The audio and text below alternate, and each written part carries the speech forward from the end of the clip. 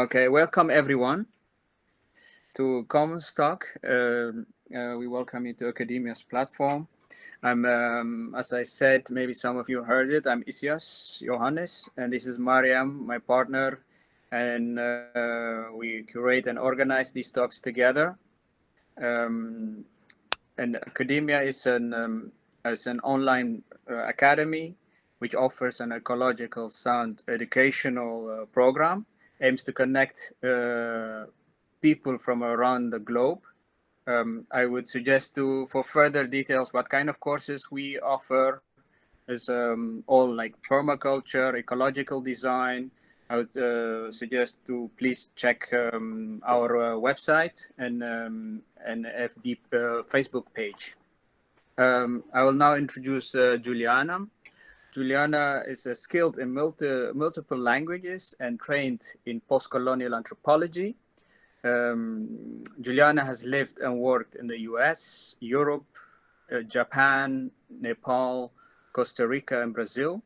She has been a freelance writer, researcher, and editor since 1996, focusing on ecological communities, social and environmental justice, regenerative design, holistic health, and solutions to the climate crisis.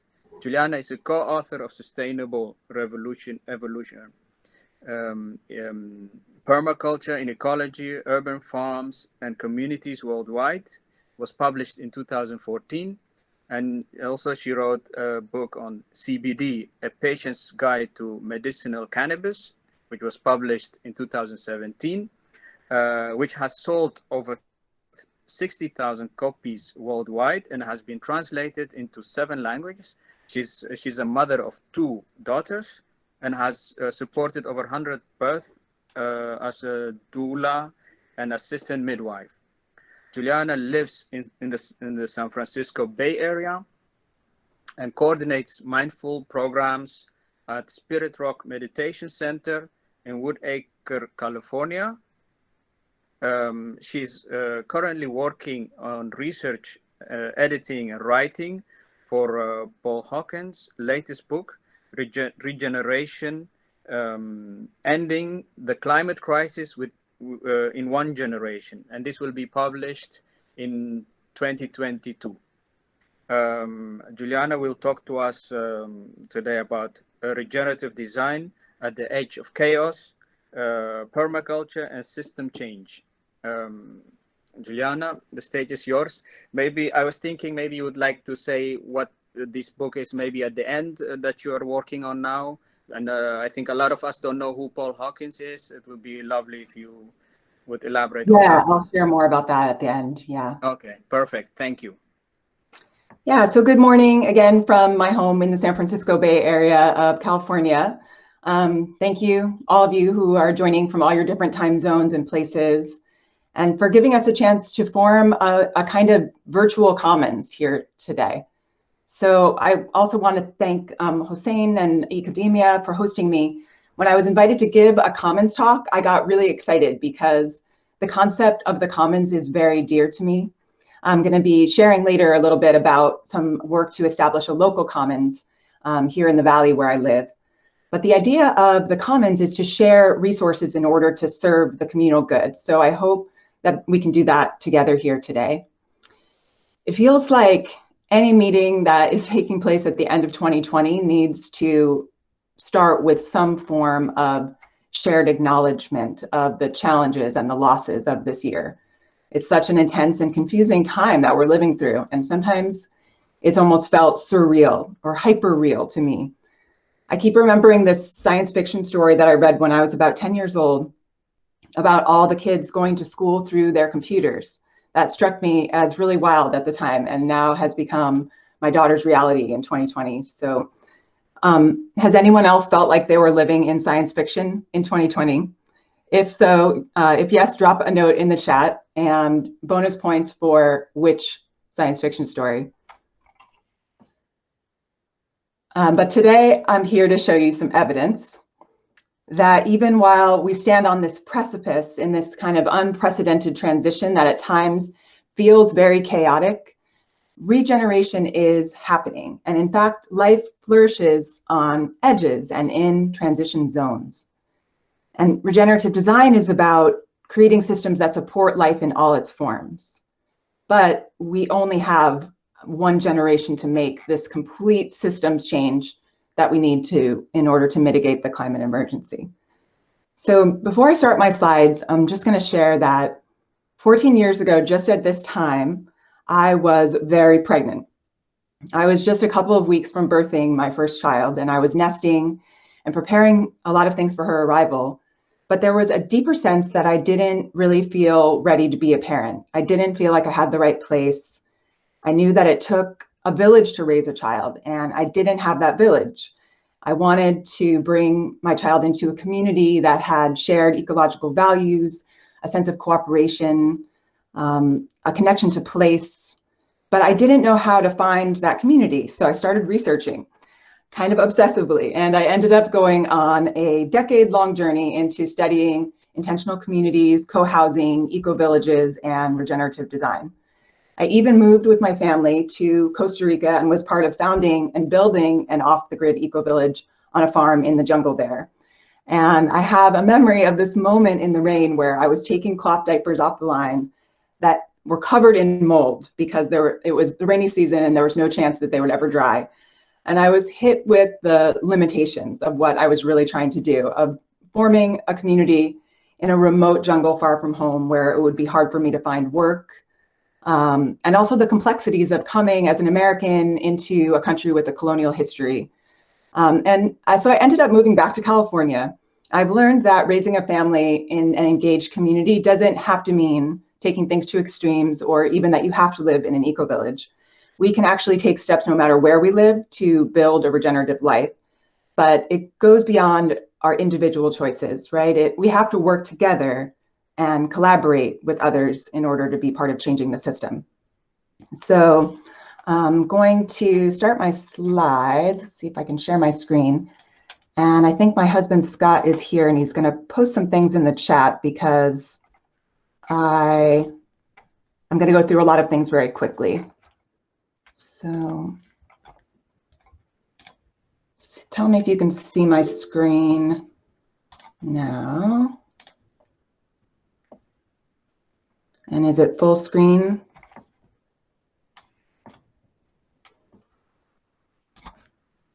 Let me check. Can you see us? Can you see? Yeah, I think it's full screen. Yeah. Okay. Yeah, it's full screen. So in this talk, I'm going to show you that regeneration. Sorry, Juliana. We see now I see that we see the notes, and you have to make your presentation full screen. Okay, hold on one second. Let me try it again. Yeah.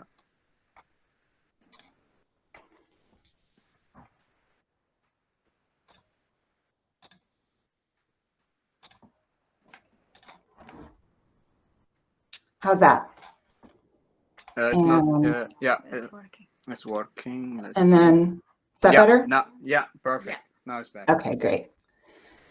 So in this talk, I'm going to show you that regeneration is not only COVID that is spreading, regeneration is also spreading. And I'm going to share some of the sites that I discovered in my research, show you that it's a global movement that is pioneering solutions to the climate crisis. It's based on ancient principles, started on the edge of culture, but it's grown exponentially and is becoming part of the mainstream. And then I'm going to show you some of the sites that I discovered in my research. So Malidoma Some, a traditional elder from West Africa, teaches that change is born from chaos. It's necessary to break apart old systems in order to birth the new. But also in nature, what looks like chaos can actually have a surprising amount of order and harmony. I found the same to be true of permaculture food forests, sometimes looking chaotic on the outside, but having a lot of order.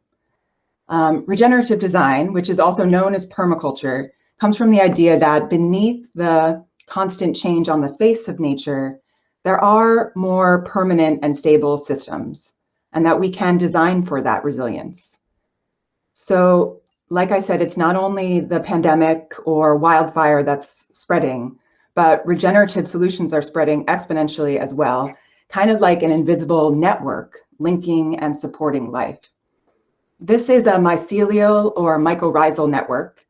It's the web of fungi and soil that forms a vast microscopic web, and it helps to develop the symbiotic relationships among the plant life in the forest.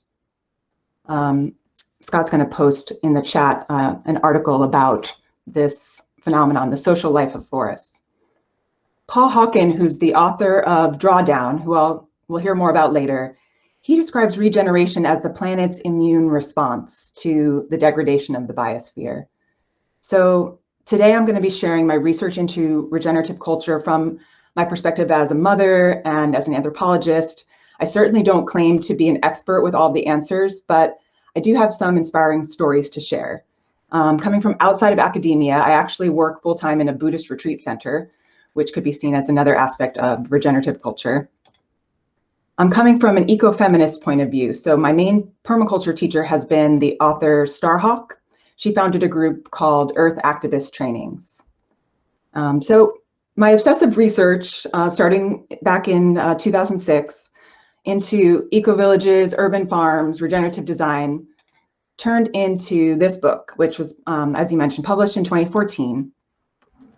Oops, let me back up. I wanted the title to bring in the idea that the revolution we need, our evolution as a species, involves looking to the past. It involves honoring and empowering traditional people and cultures.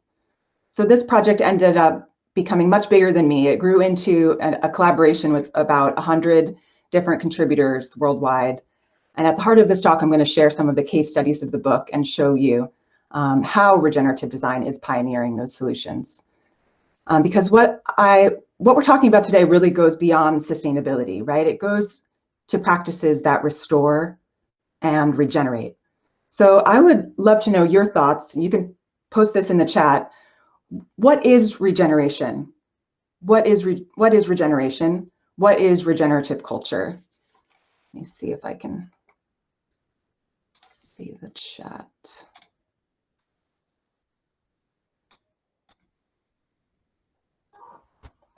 Anyone have an idea for what regeneration is? Bringing life back, restoring resilience. Nice. Perfect.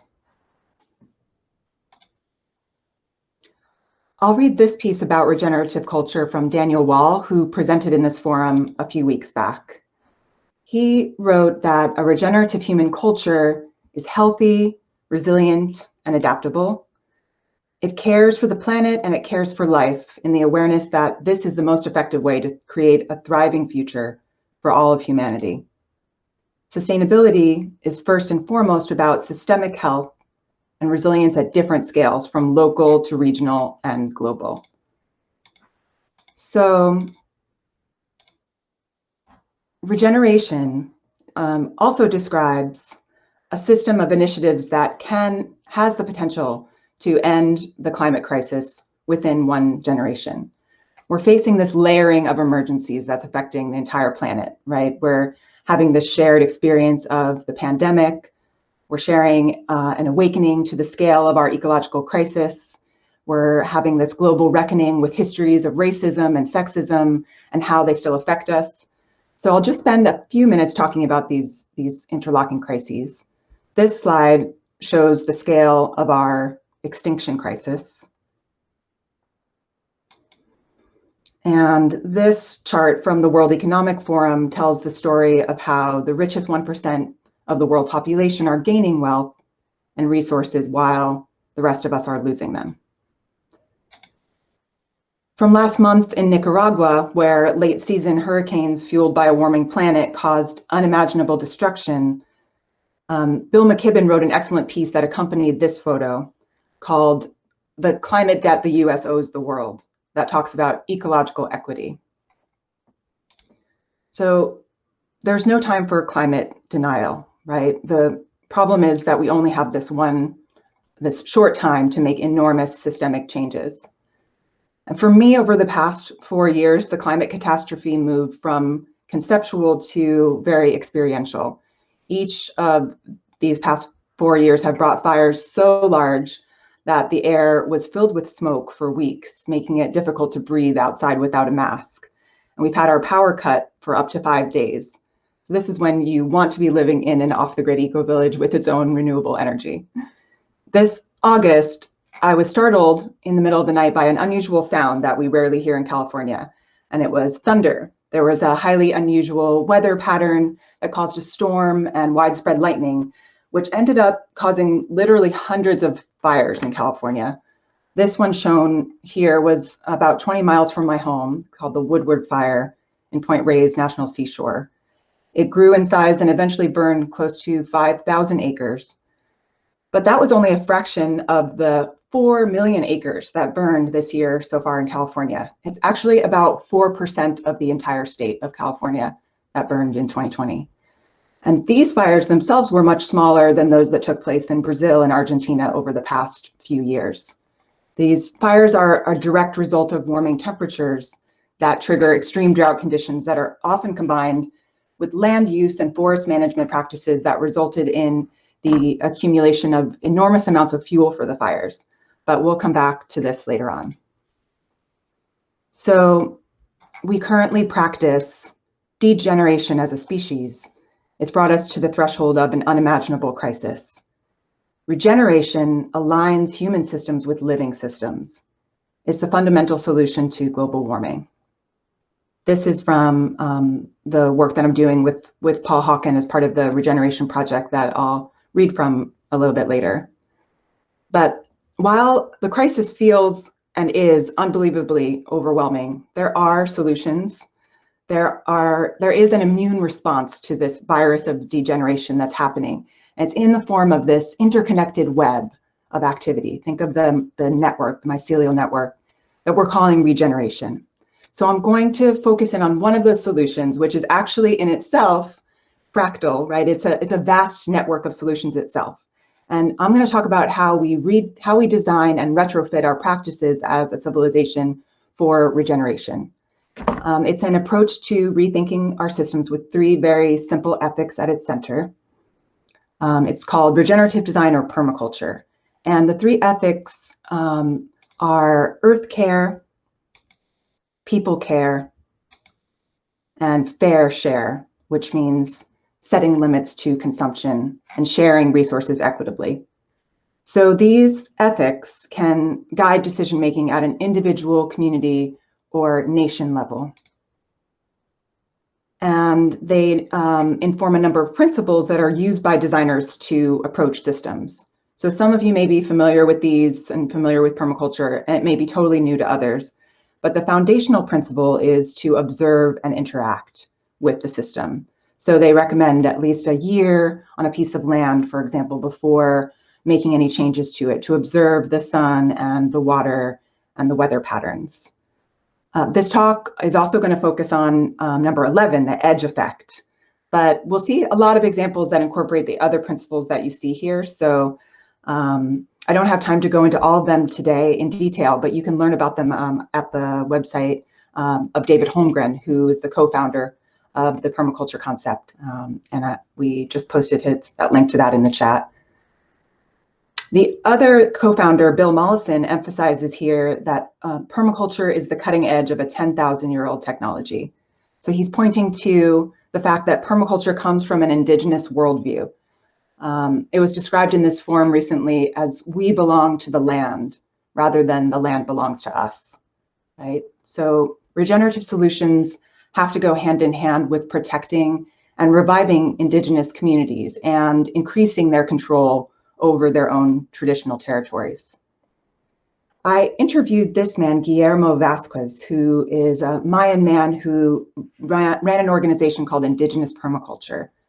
His work involved bringing traditional foods and growing techniques back to Native American communities who had lost touch with them. He worked a lot with the Pine Ridge Lakota, and he spoke about permaculture as a new form of activism and a healing process. He described the movement as a philosophy that builds bridges between contemporary and native cultures through what he called indigenous science. And I like that term, indigenous science, for permaculture. The irony of teaching permaculture to people who traditionally lived principles wasn't lost on Vasquez. He pointed out that when he teaches, he doesn't always use the term. And he said, we don't talk about it as permaculture in the indigenous community because we're talking about a way of life. They practice it and it works, and that's it. So the ethics and principles of regenerative design can inform the design of any system, from garden to school to a neighborhood energy or waste system. This diagram, the permaculture flower, is a visual of the different domains of action where regenerative design principles can be applied. So most people think of land and nature stewardship when they think of permaculture, but it goes beyond that. Now that I've given you an introduction to its principles, I'm going to share a story of its application. And what better way to show you than a before and after shot? Permaculturists love these shots. So here's the before. In 1991, a spring in Zimbabwe, which had served about 50 households, dried up, and villagers had to walk 5 or more kilometers to a more permanent stream in order to get water. It was basically the culmination of a growing environmental crisis that had affected the villages as a result of colonial occupation, years of violence related to the independence struggle, war. So the original forest vegetation had been clear cut, and this combined with overgrazing and cropping had destroyed the landscape, and it was moving toward desert. During the dry season, there was a shortage of feed for their cattle, and the harvests were really poor. Hunger and malnutrition were common. And then during the wet season, rainwater would pour down these hills and cause soil erosion, and houses could be inundated with silt, reaching up to the window ledges.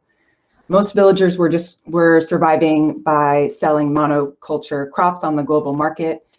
And so the village elders met, and they decided to start an initiative to turn things around using the permaculture design approach, which complemented the culture's traditional spiritual belief system. They invited teachers to come lead workshops, out of which they developed a plan and started a transformation process. So more recent photos show a complex landscape of small farm households, each surrounded by orchards, vegetable gardens. They planted native trees, restored forests and woodlots. They harvest rainwater from the rooftops, recycle their water from their kitchen to their garden and orchard using contour swales and vetiver grass, which is a grass that's planted for erosion control. And they basically made sure that water would be sunk into the ground, and that, combined with the restoration of the forests surrounding the springs, now enables them to run continuously. They used compost to build their soil, and they built a diverse polyculture cropping system, which has resulted in vastly reduced hunger, malnutrition. And when drought affected Zimbabwe and caused a food shortage, this village had a surplus and they were able to provide food for others. The transformation of the landscape was connected to a social transformation as well. So the organization developed a participatory, democratic decision-making structure. They've created programs for women, conflict resolution systems, preschools. It was truly a village-wide shift.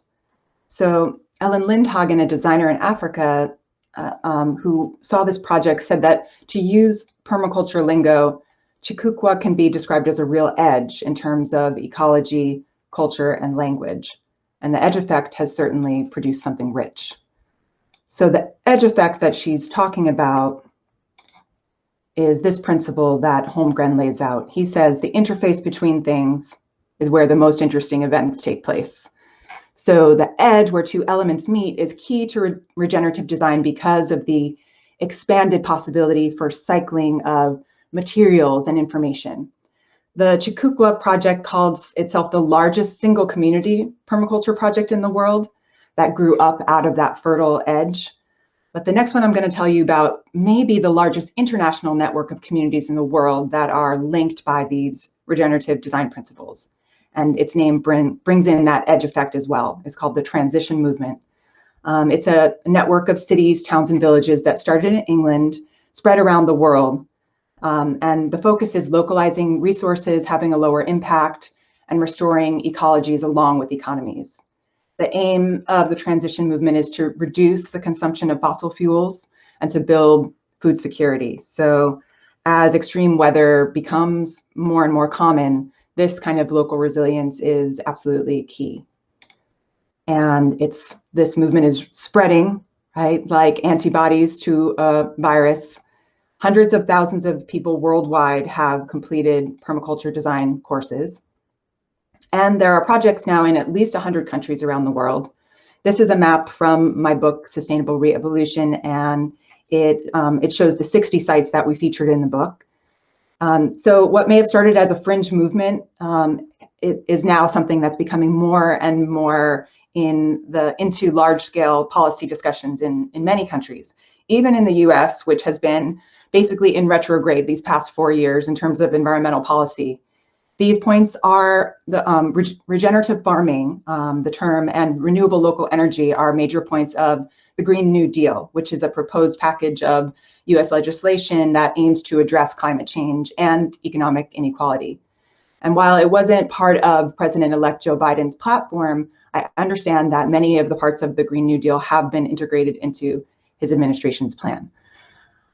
So we divided our research for the book by climate zone. So this slide shows climate zones that we divided into 5 pieces: tropical, arid, subtropical, temperate, and snow. There's a lot of ways to group climate, but the idea was to try to connect sites with corresponding ecologies and therefore corresponding design strategies, so we could encourage the sharing of ideas and resources between sites with similar environments. So I'm going to show you one more project. This one is urban, that regenerated its site very dramatically, and that really shines in terms of that land and nature stewardship piece of that permaculture flower. This is Melbourne, Australia. It looks like a desolate semi-industrial wasteland here in the early 80s, but through the efforts of many, many people, many groups, staff, volunteers, the site was transformed into Ceres. It's called that Ceres, that Community Environment Park. And it's a place today of nature and beauty. It in typical years would attract about 400,000 visits through on-site education and training programs, a nursery, an organic market, a grocery. They reach out to schools in the region, and they also deliver organic food to where it's needed in the city. It looks like a really fun place to be, to build community connection. And so, like I mentioned, they're a good example of a lot of different aspects of this flower, but particularly the education and the land and nature stewardship. So I'm going to go through and talk about some of these other pieces of this flower. Next, going to building. And I'm going to start in New Mexico with the earth ships. And some of you may be familiar with earth ships now because they are found in different parts of the world, and their construction has shifted depending on the local resources available. But they started out being constructed of recycled tires that were filled with earth, and then the building is oriented for southern exposure to exploit solar gain through greenhouse windows, solar water heaters, and photovoltaic panels. So they require no outside energy input. They're completely self-sustaining. And they also make very efficient use of water. So the gray water from the kitchen sink is filtered and irrigates raised beds. And then when it's filtered again, the water will flush the home's toilet and then go into a black water treatment planter outdoors. Now we're going to Tanzania. This is a site just outside of Arusha, Tanzania, called Kesho Leo. And it's a sustainable home for women and children that is organized using permaculture principles. The community is able to provide all of the food, water, and energy needs of the residents through rainwater harvesting, innovative batch compost toilet systems, and solar power. And it's currently the home to 7 families, which is each headed by a Tanzanian mama who cares for up to 5 children, including many are orphans. And in addition to the daily essentials, The Quechua can provide the other aspects that a home needs: access to family, social support, access to education and health, and access to community. They observed the site for over a year and designed their buildings for passive cooling and airflow. So small east-west wall surfaces can minimize and reflect the heat from the early morning and later afternoon sun. And then a roof overhang offers protection from the higher sun angles in the hotter months. So in the cooler months, it's basically able to use permaculture air conditioning. It uses a roof that has horizontal chimney structures that use convection to passively cool the building. And a simpler but kind of similar structure here in New York at Eco Village Ithaca. This is summer foliage on a pergola that blocks the sun in the warm months, but lets it in during the winter. And also it's an edible plant, it's a grapevine. So in permaculture, we call that stacking functions. It has more than one purpose. And the Eco Village at Ithaca was actually the first eco village in the Eastern United States. It followed a co-housing model. So co-housing started in Denmark in 60s and 70s as a social movement. Eco-villages can work in many domains of action. So I'm going to be showing you a lot of examples of them today. Next, we're going to go to tools and technology. In this section includes renewable energy technologies. So in Oroville in southern India, there's an eco-village that is probably the largest in the world. It's a population of about 2,500. And this 17-unit realization apartment complex employs several energy conservation systems. And the most innovative one is this earth cooling tunnel that pulls hot air through a pipe that runs through the bottom of a massive rainwater harvesting tank.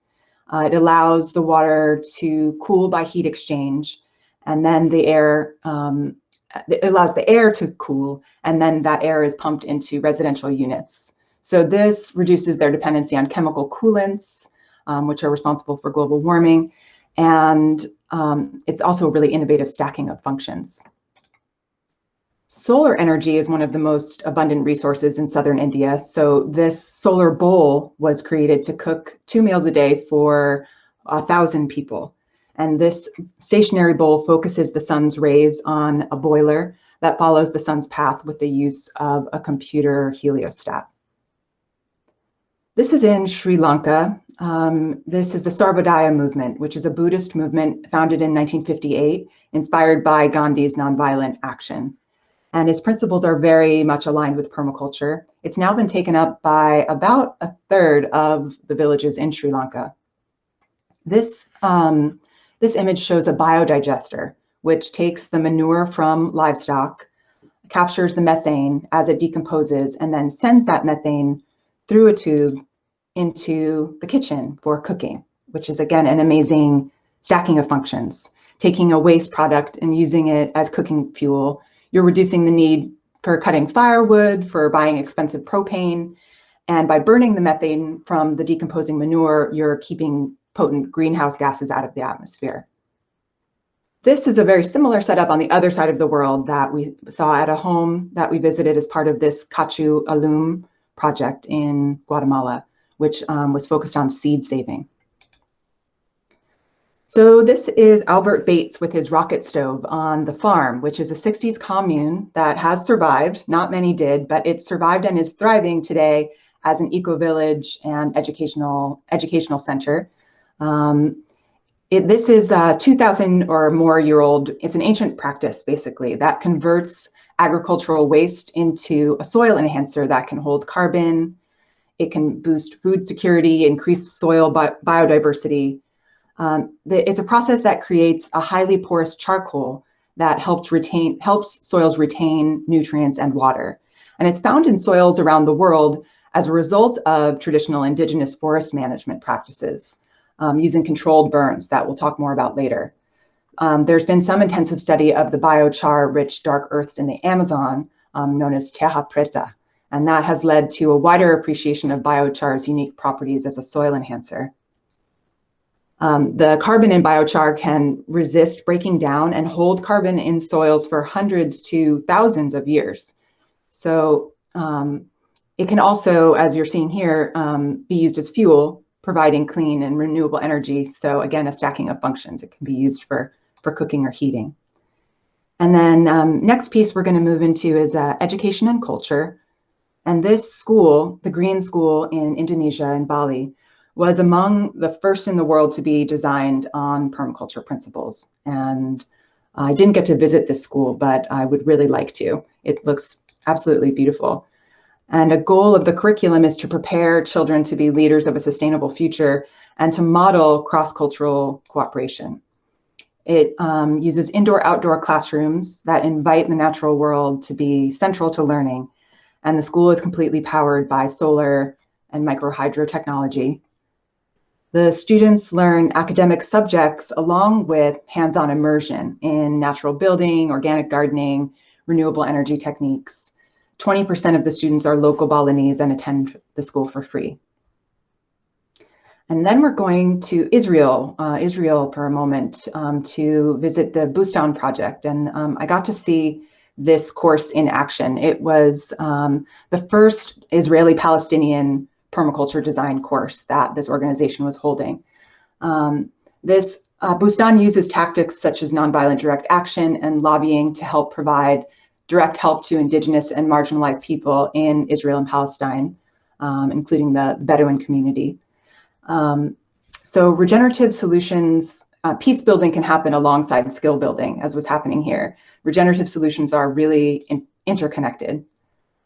And next piece, we're going to briefly just talk about some alternative currencies, finances and economics. So this is in the Damanhur community in Italy. And this currency is called the credito. It's printed in the community and can be exchanged one for the national currency. The idea is to raise awareness about keeping money circulating locally in a community. There's something similar where I live in West Marin. Another alternative currency is time banking, which is where work hours are tracked and traded without the need for any currency at all. And I actually get to manage something like this at Spirit Rock Meditation Center where I work, where volunteers work and they can trade their work hours for credits that they can use for meditation classes and retreats. So this is a way to facilitate the circulation of goods and services among people and leave currency out of it. It's good for communities that have little access to national currency. And taking this idea further, there are mutual credit systems that allow people to bypass conventional credit through innovations like local exchange trading systems. This is where a network of businesses trade services or goods and create their own credit. And then in the health and spiritual well-being section, we're going to go back to the farm in Tennessee. Some of you may have heard of Ina May Gaskin, who's shown here. She is basically the mother of modern midwifery and the home birth movement in the United States. And her work is a lot about incorporating a respect for natural processes into our birth system. So at the farm, they have a very famous midwifery clinic. As Permaculture's co-founder, Bill Mollison, said, aiding the natural cycles results in higher yield and less work. A little support goes a long way. And I think that could apply really perfectly to birth. I think Isaias mentioned that I've trained as a midwife assistant and I've supported over 100 mothers through the birth process as a doula. And sometimes in the hardest part of labor, which is actually called transition, mamas start to feel like they can't go on. They need some encouragement. And that's kind of where I feel like we're at right now as a culture. We're kind of trying to birth this new regenerative culture, but we need a little bit of encouragement. So that's part of what I'm trying to do and what I think this movement is doing. And sometimes a mother needs a mirror to be able to kind of get a visual and see how amazing the work she is doing. So these images are kind of like that mirror. I have just one more site to share with you from my research, and it's in the land tenure community governance, the last petal of this permaculture flower.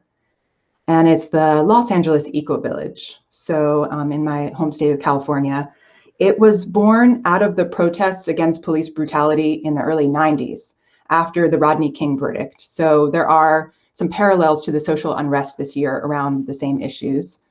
But following the chaotic riots of that time, something was born. It was, this was on a block of the Koreatown neighborhood a few miles from downtown LA, and a founding group formed an organization to buy several apartment blocks and rent them.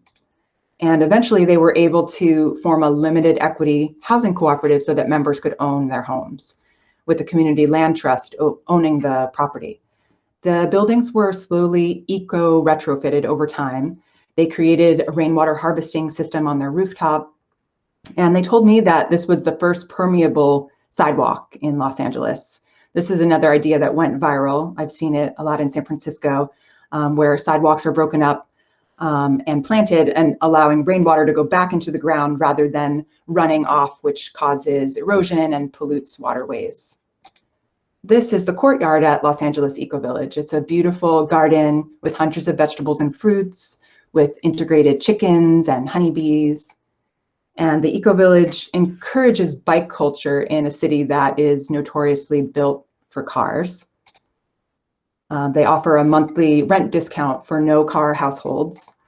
This is their bike storage space, and they also have an art studio, a tool shop, a time bank, sewing studio, several organic gardens, and community meeting spaces. So co-housing allows for these types of shared resources, but these ideas can also be adopted within an urban community or any neighborhood. So eco-villages can model and seed a broader cultural change. They act as kind of a bridge between systems. We talked about the mycorrhizal networks as an analogy for the network of regenerative solutions. And I'm also fond of another psychedelic-inspired metaphor. It's the fractal, right? This is a beautiful Romanesco broccoli. The permaculturists love to focus on fractal patterns because their distinctive structures allow for a deep interlock between systems. And it increases the edge effect that we're talking about, the fertile edge. So a fractal is basically a geometric pattern that is very often found in nature that's repeated at varying scales to produce irregular shapes and structures. So if you were to zoom in on a part of the fractal, you would see the same pattern as the whole with slight variations. So each of the sites that I shared with you today depicts what could be called a node. A permaculturist call it a node. It's a center of human activity. And each of those nodes could be seen as a kind of information fractal, featuring patterns that encode a great deal of knowledge and observation. So like the fractals that form the blueprints of our universe, the emerging whole might be made up of a pattern that is repeated at larger and smaller scales, each slightly unique and locally adapted. So recently, I started working on a project as part of Paul Hawkins' team to study and document regenerative solutions that can quickly be implemented for the most potential impact in the next generation. The book is slated to be published at the end of next year or in 2022. And here's a link to sign up to get updates on the project. I'm going to read a little bit from the introduction to Regeneration. Some of you might be familiar with Paul Hawkins through his book Drawdown. It was started in 2013. I was able to do a tiny bit of research and help on this project as well. It's in its 14th printing, and the word drawdown is now becoming much more known. And it's the idea of drawing down carbon from the atmosphere, kind of what I talked about before with biochar, be it a good example of drawing down carbon and sequestering it. So I'm going to read just a little bit from the introduction here, and then we can move into some more discussion. For the past 40 years, the most powerful way to reverse global warming was largely overlooked. Without question, fossil fuel combustion is the primary cause of warming and must cease rapidly. But in order to truly stabilize the climate, we need to draw down carbon dioxide and bring it back home. The most effective, timely, and least costly solution is to reverse a heating planet is the regeneration of life in all its manifestations, human and biological. It's also the most compelling, prosperous, and inclusive way. It encompasses oceans and equity, forests and favelas, grasslands and ghettos, mountains and migrants.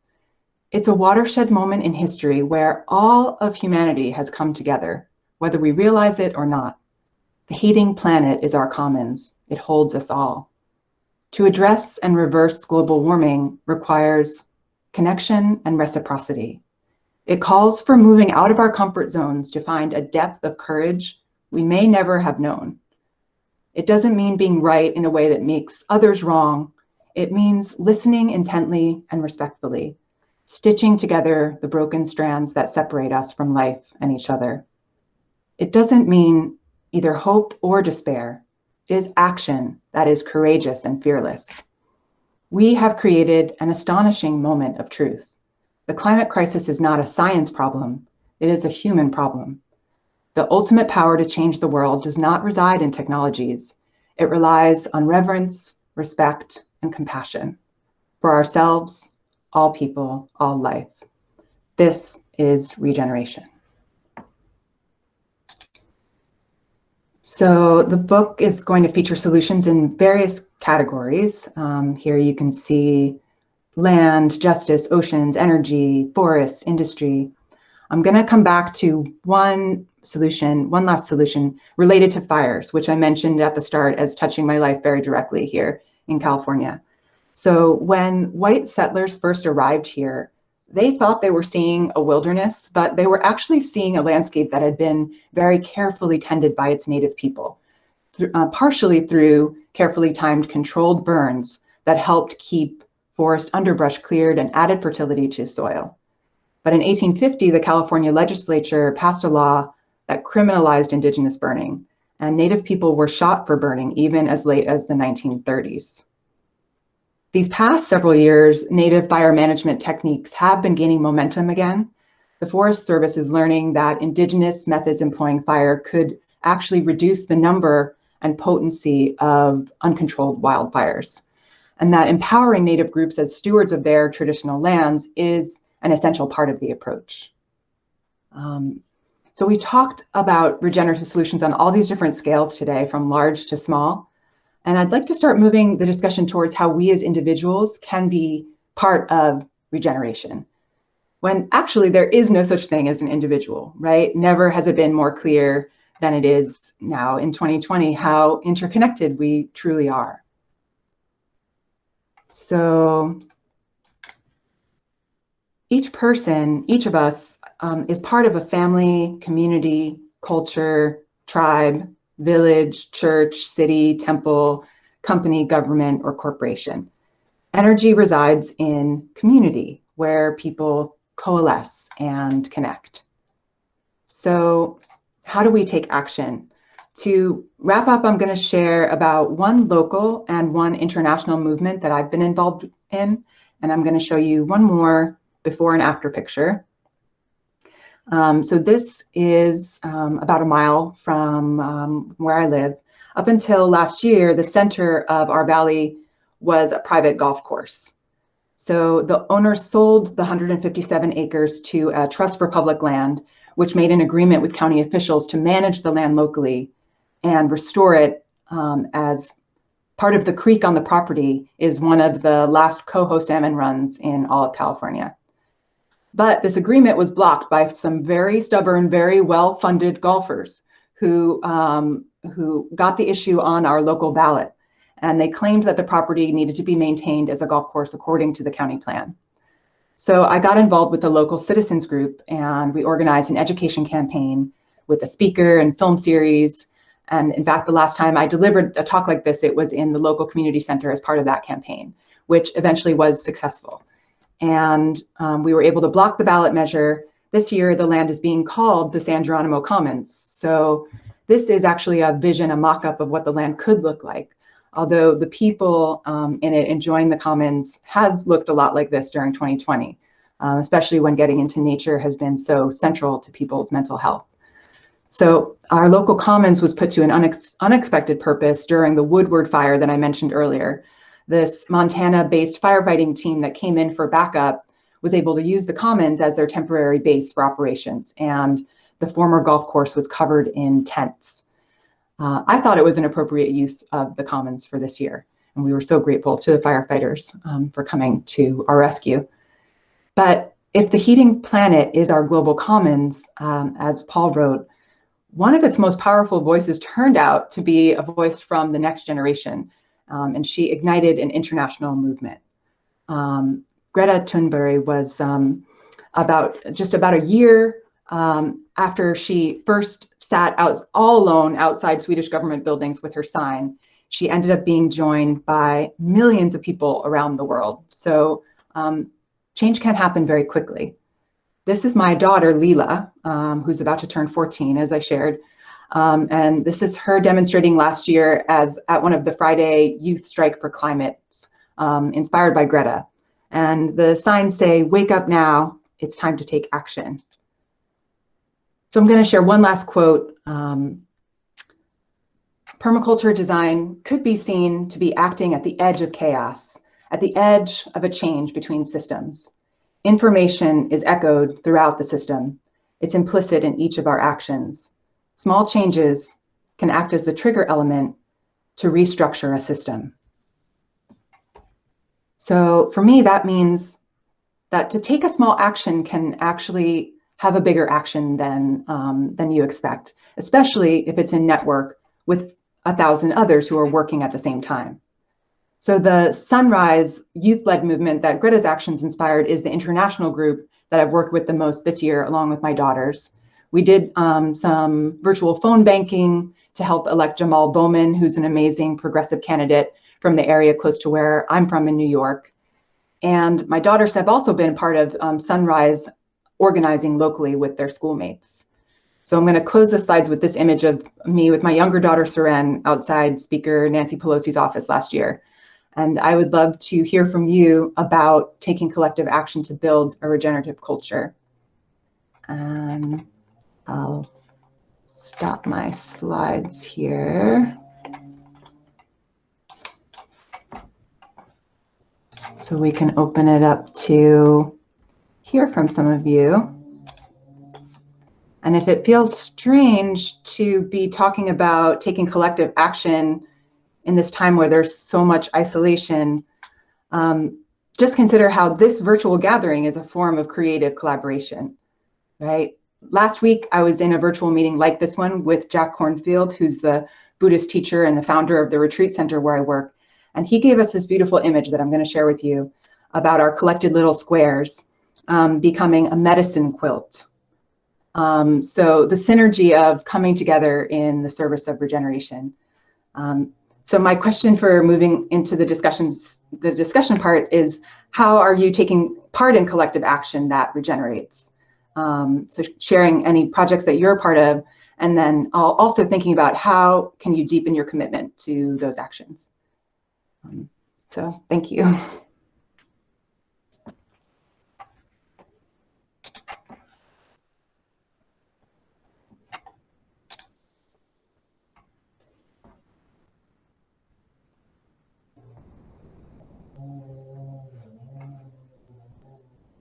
See if anyone wants to speak up. Most people don't have their camera on. Yeah, thank you very much for your heartfelt talk, Juliana. It was really interesting and learned a lot from it. We can open for discussion and questions. So please, you can say who you are and ask a question, and open for a discussion. So everyone's welcome to say, even if you have a comment, you're welcome to share it. Hi, can you hear me? Yes. Oh, hi, Tomki. Hi. So let me unmute and I just unmute and turn on the. So great talk. You asked the question of what we are doing. Describe our projects. I'll describe mine.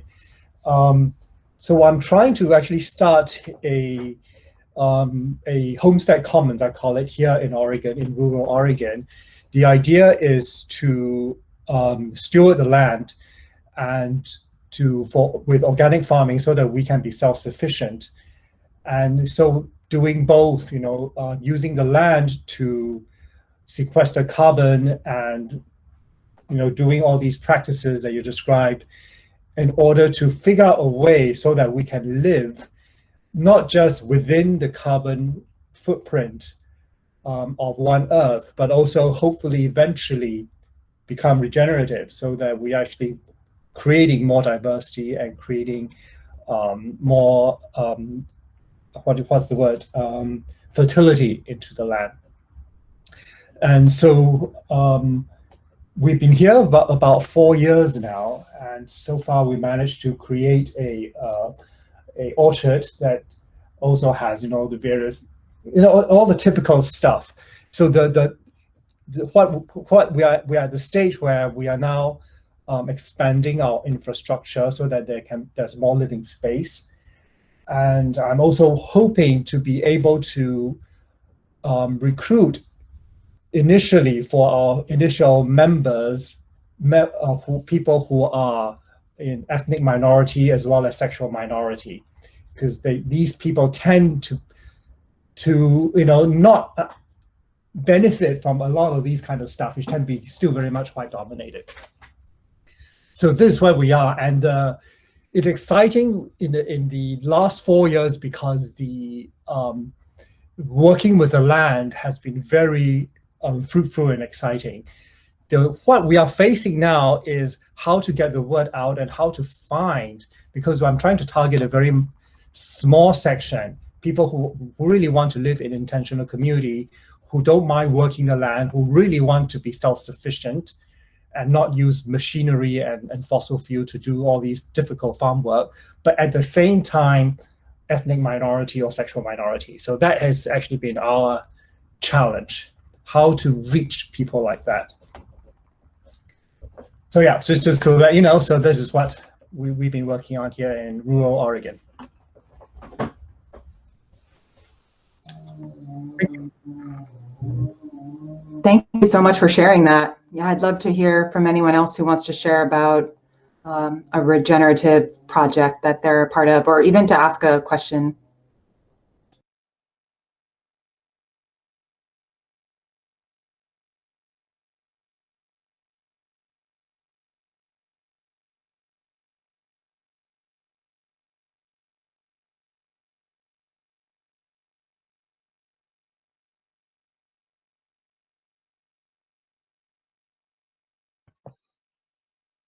Hello, can you hear me? Okay, perfect. Yes. I get the camera on. So yes, I'm Kenny and I'm joining from Denmark, around Aalborg, if you know that part of Denmark. It's not a very big country. But yeah, currently I'm studying actually energy engineering at Aalborg University, mostly sustainable energy sources. And I'm trying to combine it with all these permacultural aspects. Right now, I'm initially working on a business plan with sustainable energy systems, mostly solar powered, which should be applied at areas without access to electricity.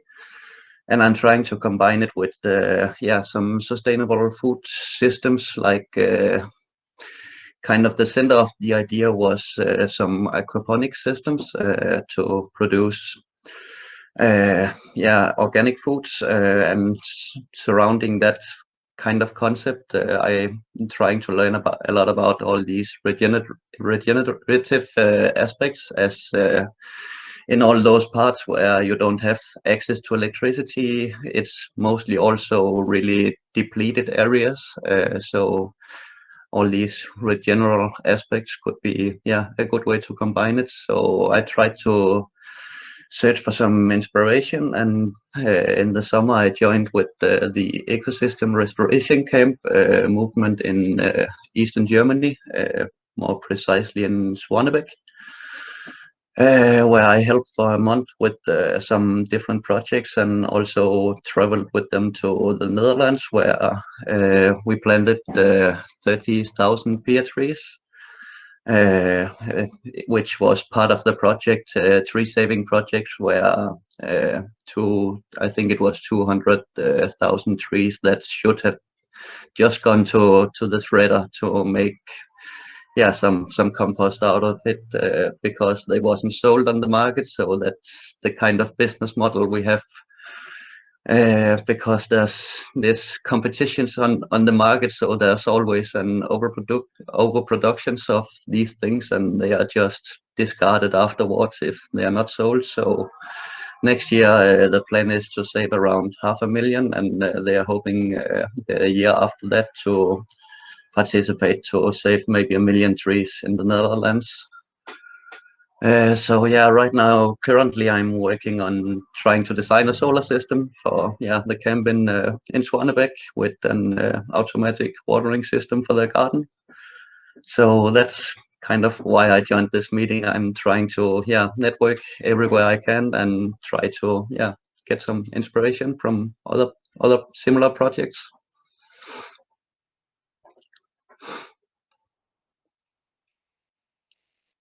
Thank you very much, Kenny, for your inspiring share.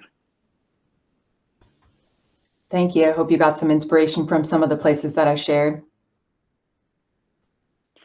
Yeah, and I think also like one thing is how like what Chong Ki Tan asked about, how do you connect to communities in your environment, like close to you? How do you reach those people that he wanted to reach? Because it's like, it is not the mainstream, it's not in the daily television or radio. So it is something where people in urban environment we are detached from, but you want to bring that too. And it is a very good question that Chong asked, like, how do you reach those people that you want to engage in it, in your project? I think that's we can use our collective mind to come ways of reaching each other. And the other thing is what I think is like, how do you like worldviews, like how do we change our worldview? That because a lot of us are not aware, like what kind of view of the world guides us daily, and how we relate ourselves to the world, and that will also, if we, I don't know, you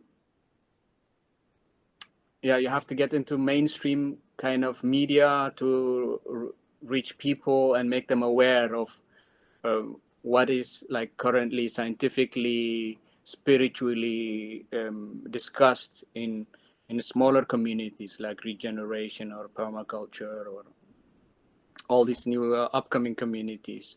So I think these are points that we can maybe touch upon. And like of course there are people who come to these retreats as Buddhists, but how do you bring that environmental consciousness to it, interdependency and connectedness? I think that's really it's a very good question, and it's like worldview and how do you reach the community. These two are like very important if we want to reach what you said, Paul. How can want to if we want to do something about the climate, we have 1 generation for it. So, and that's quite urgent. And if we want to move it in a big way, this we have to reach a large amount of people. Yeah, it has to be at the level of policy. And I think it's beyond, I think it's important that we think about how we consume as individuals, but that's really just one piece, right? It's also really important that we work together, that we take collective action, because that's where you can make a bit bigger impact. And the idea of systems change is that synergy can be involved, right? Where you take 2 things and add them up, and they become more than the sum of their parts. They become something beyond, and there can be a tipping point that is reached. So I think the small actions that we take are important and add up, and also the actions that we take as a community are even more impactful. Yeah. I would like maybe to say about what John Key Tan asked. Maybe just like building trust and connecting with people, and it is a long-term effort. So it's not something that you can reach these people in a way within a week or a day, but you have to know your nodes or points in these communities that you want to engage, and then go to these centers and build a relationship on a long run, like, and then slowly introduce the work that you're doing and try to invite them to those projects. And then you will find people who will be representative or ambassadors for this kind of work within those communities and engage other people from those communities. So I think it needs time and trust, patience, and yeah, like you have to keep connecting, finding, building trust, and showing your ideas. It's not anymore like a project for a year or two and then or a couple of months. It didn't work and then I leave it. No, it's like it has to be consistent. Yeah, it was 8 years of working on the research for the book project, Sustainable Evolution. And I reached a lot of people through having a blog, through having a website where I could post about the places that I visited. And then also just visiting, I visited 15 of the sites in person. And then when I would make in-person connections with people, then they would share about their friends at this other place who was doing that, and about people who were good photographers or were going to be traveling to that area and could visit. And so it ended up just kind of organically building.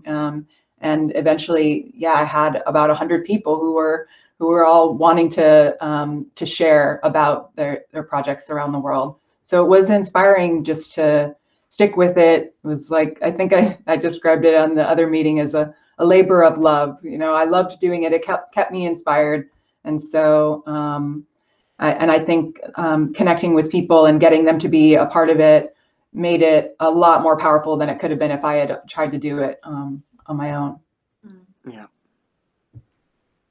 Yeah, and community and commons are like trust and connectedness, and these two things need time, need time.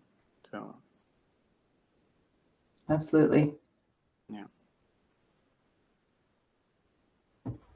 Yeah, if there is questions, please. Yeah, you can use the raise hand function if you want, or just unmute yourself, or put a question in the chat is also okay.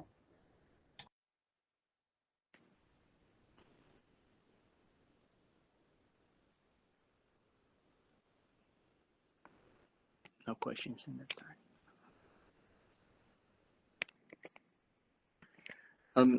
I can share a small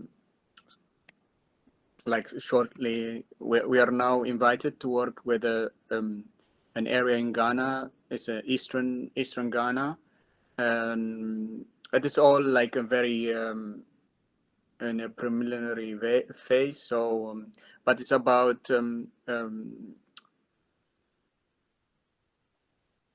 regeneration and also like sustaining or keeping what is there already, and also working from what is locally available. And it is the elders there are concerned with keeping the youth in their communities. What happens now is the youth goes to school in the larger cities, and then they look for a job there, and they don't come back to their own communities. So, and they have this issue that there are no a lot of knowledge and young energy is going out of the communities, and they yeah, it's becoming kind of yeah, older people's villages and towns. So, and we are invited to look at it, and it is also a commitment for a long time, and building trust with them, and it's like slowly building it up. So hopefully we will be able to share more in the future.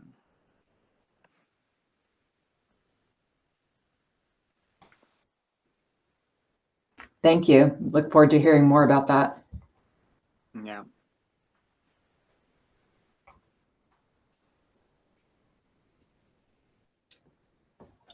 Anyone else want to ask a question or share in the chat or?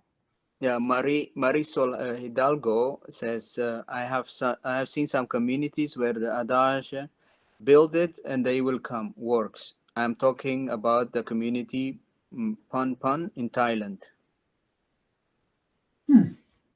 So that's not known to me. I don't know what it is. I think Look into it later. Hi, this is Sol. Hi, hello. Hi, Sol. Hi. Hello. Hi, yeah, I'm the one who made the comment.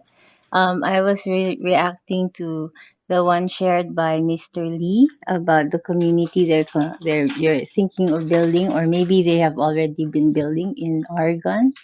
And I think that there's a YouTube channel actually called Life is Easy, and this is a channel that is what's this the main person who talks there is John Jandai, and he is the founder of the Pan Pan community in Thailand. And from what I've seen in their videos is that they did not set out to build a community, rather they just wanted to have a farm for themselves.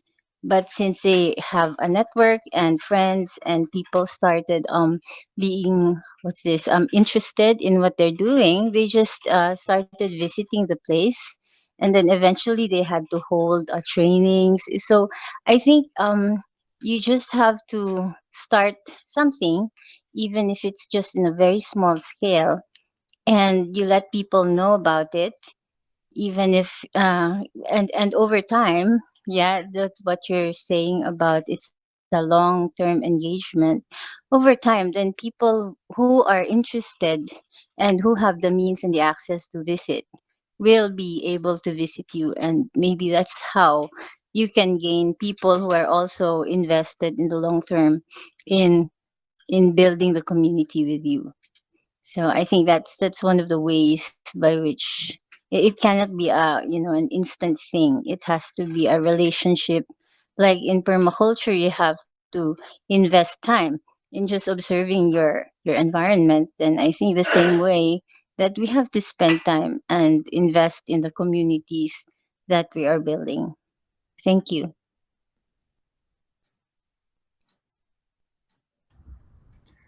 Hi, thanks for all this input. And I agree with you in one way.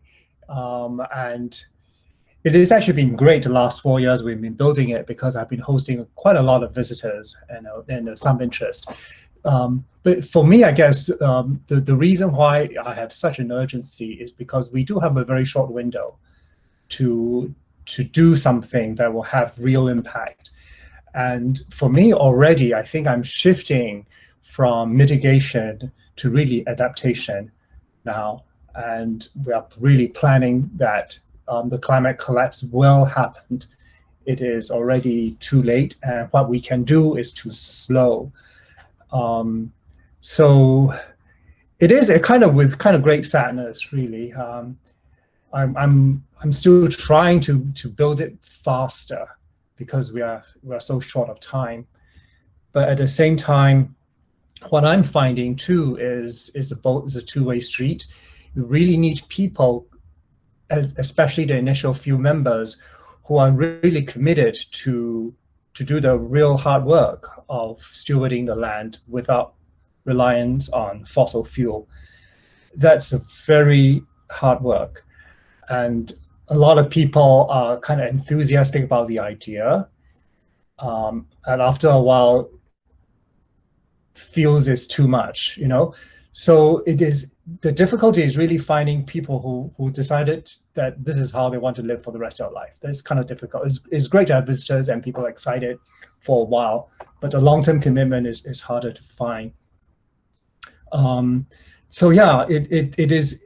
I think we're in this very difficult juncture right now, because things need to happen really fast in order to have impact on lessening the climate collapse. But at the same time, because it's almost impossible to move things quickly,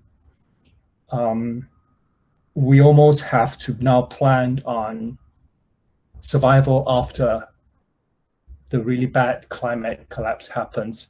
So yeah, I'm just at this point now where, you know, yeah, there isn't a lot of time. And if there is a way for us to speed things up, it'll be great. But if there isn't, then I think we are staring at how to survive post-collapse.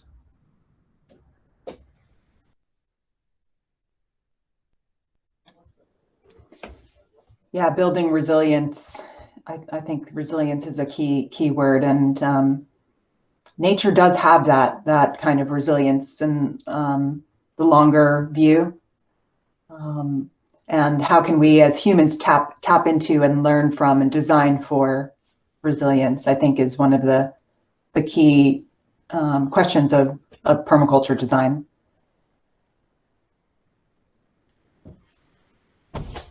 But absolutely needs to happen a lot faster than it is. But I have seen an amazing amount of growth, that's for sure. Since I started 14 years ago, the amount of information that's available about permaculture, the awareness about the climate emergency it's a completely different world than it was. So things are happening. The fact that the Green New Deal legislation made it so far and is really, at least in the public mainstream consciousness, and hopefully that Joe Biden's administration is going to be adopting some of its principles.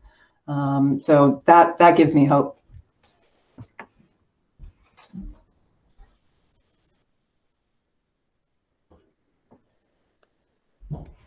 Juliana, I posted in the chat about co-housing, cohousing.org, as far as a way to connect if you're interested in connecting with communities, at least in the US, that it lists communities in every state. And in normal times, you can go and on tours and visit some of these places and learn a lot by actually meeting some of the people who are involved and network that way. Or eco-village platforms. I think there are different platforms for eco-villages, so you can. Yes, there is. Yeah, there's another one I'll put in the chat, Global Eco-Village Network. Yeah. And also FIC. Oh, and IC, yeah, Intentional Communities, yeah. Yeah, FIC, yeah. Foundation of Intentional Communities.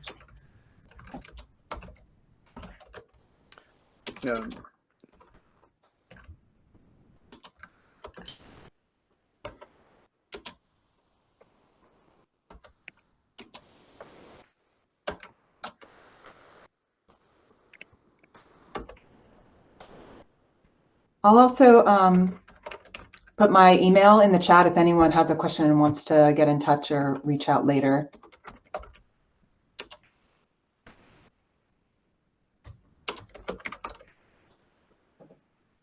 Thank you, Juliana. Yeah, you're welcome. I would like to know your thoughts. This Green New Deal, it is of course renewable energy and all that kind of things. But for that, there will be a need for extractivism. Like there will be mining. There will be all these kind of things. What do you think that will do to the climate? Because new sources have to be gained, and especially about this.